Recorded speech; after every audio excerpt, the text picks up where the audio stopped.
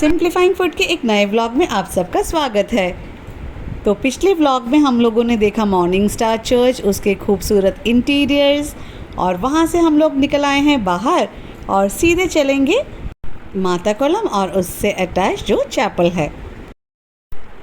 माता कोलम की तरफ जाते ही आप देखेंगे राइट साइड में आपको दिखेगा ये एक बड़ा सा नाव बना हुआ है। पीछे आप देखेंगे क्रूसित यीशु, सामने नदी और इनफैक्ट समुंदर और रॉक्स का एक व्यू है।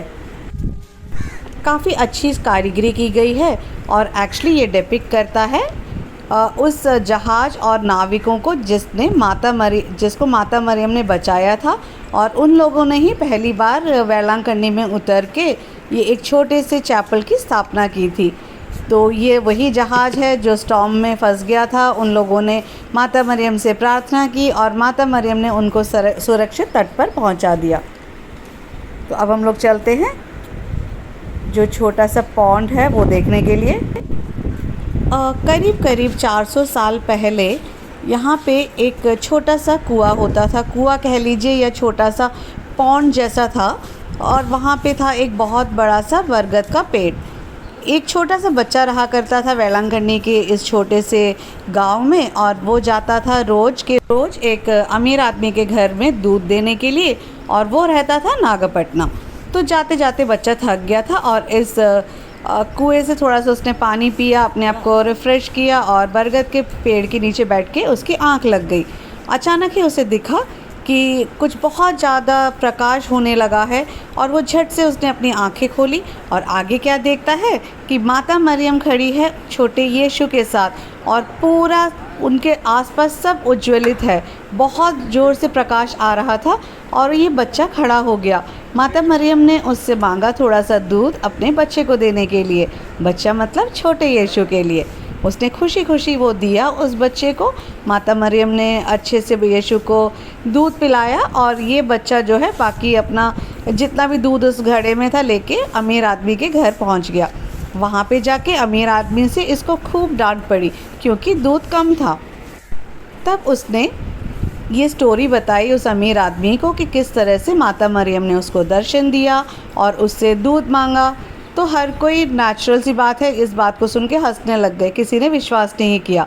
और तभी वो क्या देखते हैं, जैसे ही उन्होंने दूध का घड़ा देखा वो दूध से ओवरफ्लो किए जा रहा था। दूध इनफैक्ट बाहर निकल के बह रहा था, और सबको इस बात पे विश्वास हो गया कि वो जो बच्चा कह रहा है वो बिल्कुल सच कह रहा है।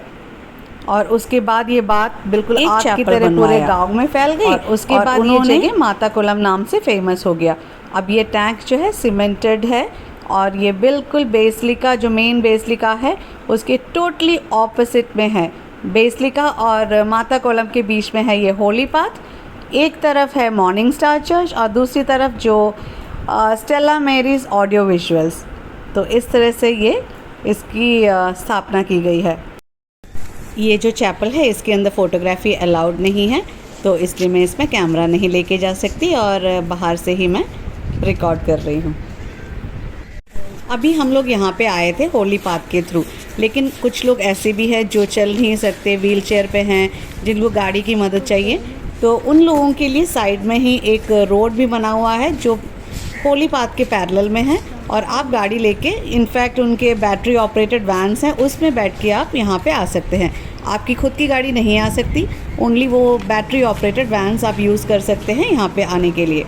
तो इस वाले रोड जो कि होली पाथ के पैरेलल में है, आप देख सकते हैं एक छोटा सा कैंटीन सॉर्ट ऑफ ही है, मतलब जो थोड़े बहुत स्नैक्स वगैरह बिकते हैं। दूसरी साइड में बैठने के लिए जगह है, और this is like a normal tar road. तो चलिए वापस जाते टाइम हम लोग इस रोड के थ्रू चलते हुए निकलेंगे, जिससे कि मैं यहाँ के भी नज़ारे आपको दिखा सकूँ।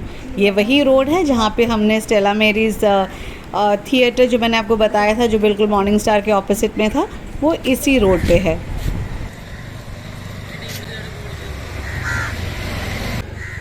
तो आ गए हम लोग उस खूबसूरत से बिल्डिंग के सामने।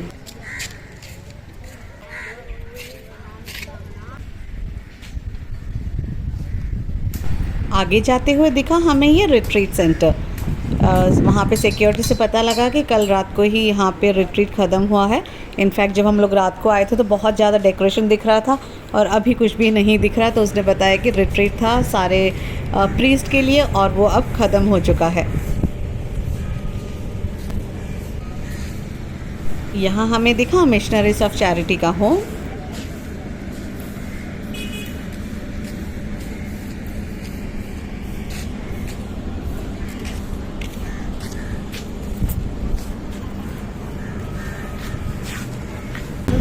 तो चलते चलते हम आ गए उस रोड के एंड में जहाँ पे आप देख सकते हैं माता मरियम की स्टैचू, पीछे को है पार्किंग एरिया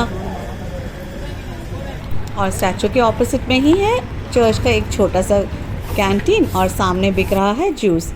तो धूप में चलते चलते हम लोग थक गए थे और थोड़ा सा हम लोगों ने जूस लिया। तो माता कोलम का व्लॉग मैं आज यहीं पे एंड करती हूँ। कल हम लोग दोबारा मिलेंगे एक नए व्लॉग के साथ और उस वक्त तक आप अपने कमेंट्स मुझे ज़रूर छोड़िएगा कि आपको ये कैसा लगा और आगे आप किस तरह के व्लॉग्स देखना पसंद करेंगे। और अगर हाँ आपको पसंद आते हैं तो please like share and subscribe my channel. अगले व्लॉग में मिलने तक के लिए बाय बाय। அழைப்புக்கு ஏற்ற வாழ்வு வாழ அழைக்கப்படுகின்றோம். அழைப்பு என்பது பிழைப்புக்காக அல்ல,